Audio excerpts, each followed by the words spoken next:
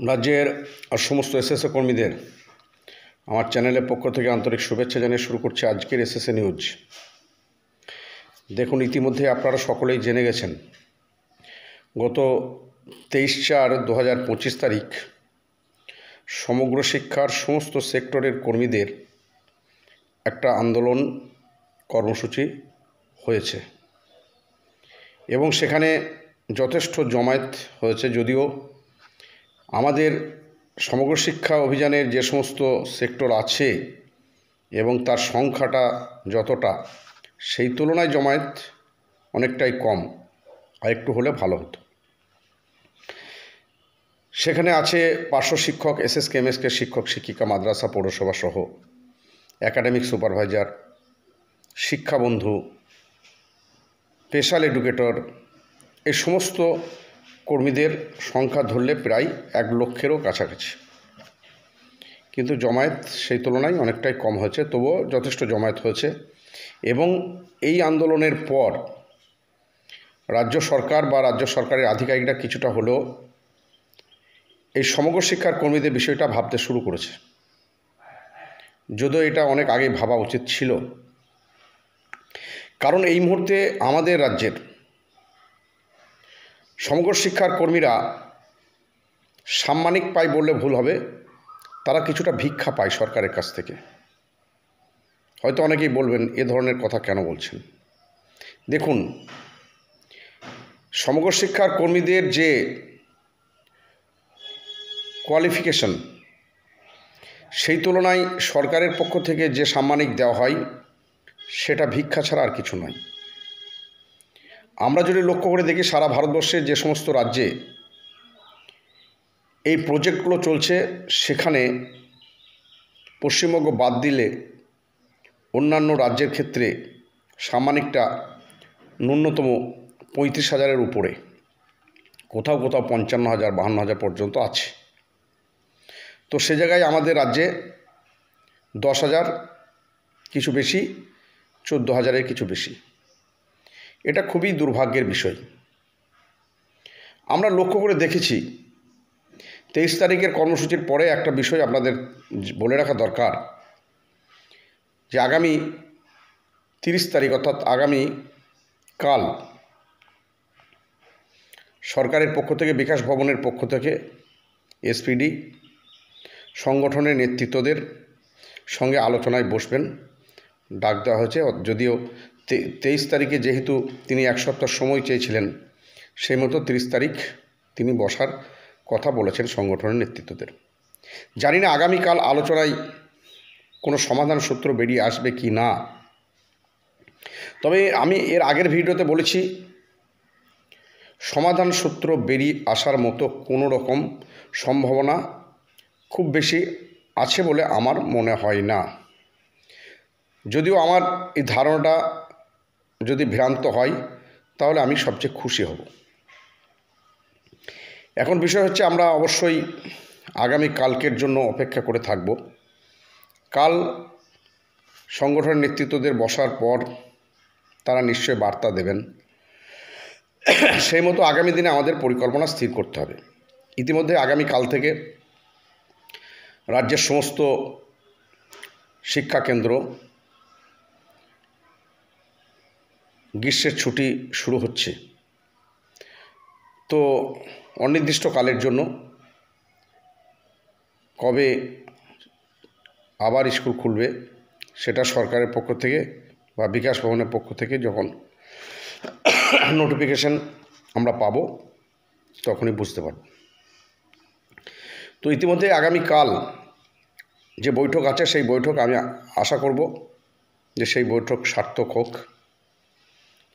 এই সমস্ত বঞ্চিত, শোষিত, নিপীড়িত, নির্যাতিত পার্শ্ব শিক্ষক থেকে শুরু করে এসএসকে এমএসকে শিক্ষক শিক্ষিকা, ভোকেশনাল শিক্ষক শিক্ষিকা, স্পেশাল এডুকেটর, শিক্ষাবন্ধু, একাডেমিক সুপারভাইজার, সকলেরই সুরাহা হোক, বঞ্চনার অবসান হোক।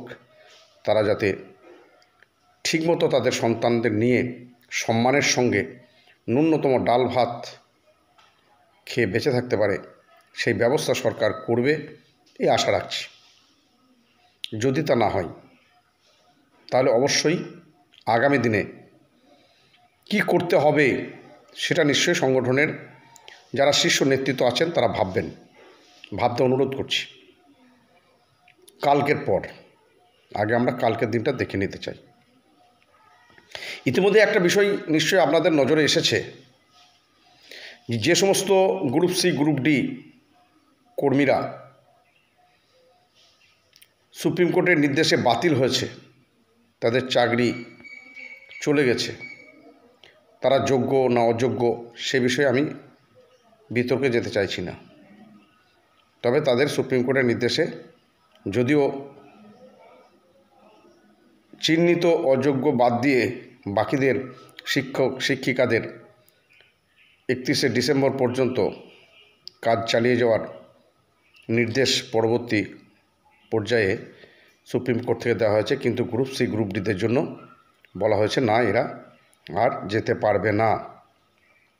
তারই পরিপ্রেক্ষিতে মাননীয় ঘোষণা করেছেন সব গ্রুপ সি এবং গ্রুপ ডি এর জন্য যে তাদের ভাতা দেওয়া হবে 20,000 এবং 25,000 টাকা করে। যেহেতু তাদের সাংসারিক অচলাবস্থা কাটানোর জন্য, তাদের সংসার পরিচালনার সুরক্ষার স্বার্থে এটা দেওয়া হবে। তাহলে এখানে আমাদের কোনো প্রশ্ন নেই, আমরা মাননীয়াকে এই বিষয়ে কোনো দোষ দিচ্ছি না।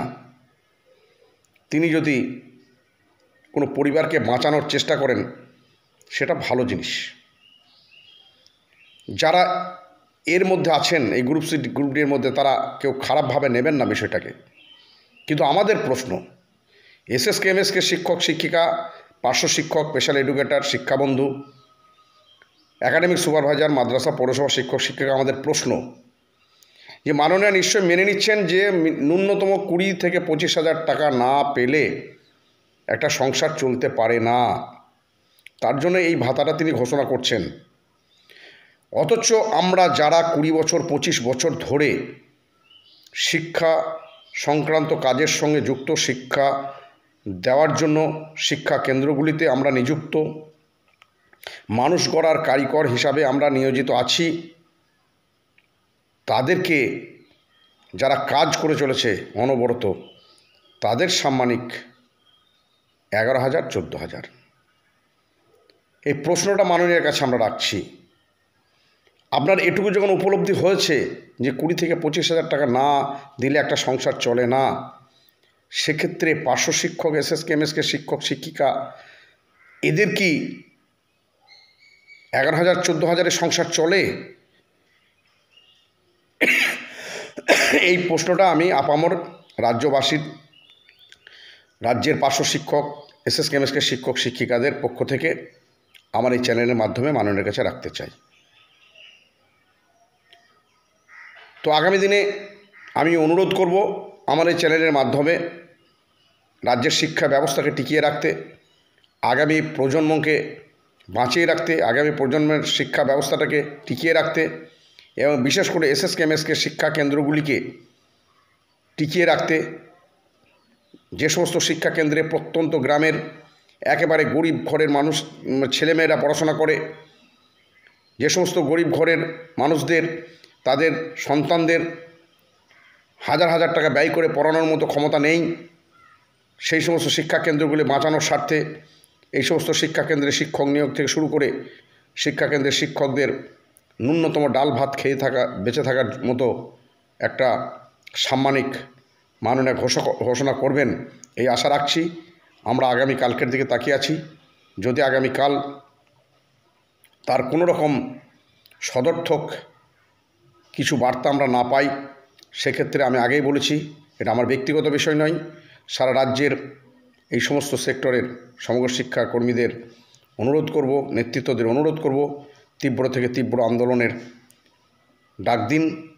আশা করছি এই মুহূর্তে রাজ্যের সমস্ত সেক্টরের শিক্ষক শিক্ষিকারা মুখিয়ে আছে, তারা তীব্র আন্দোলনের মধ্য দিয়ে প্রয়োজন হলে আমরণ অনশন শুরু করে যে কোনো ধরনের আন্দোলনে তারা যেতে প্রস্তুত। কারণ না খেয়ে মরার চেয়ে, তিলে তিলে মরার চেয়ে একেবারে শেষ হয়ে যাওয়া অনেক ভালো।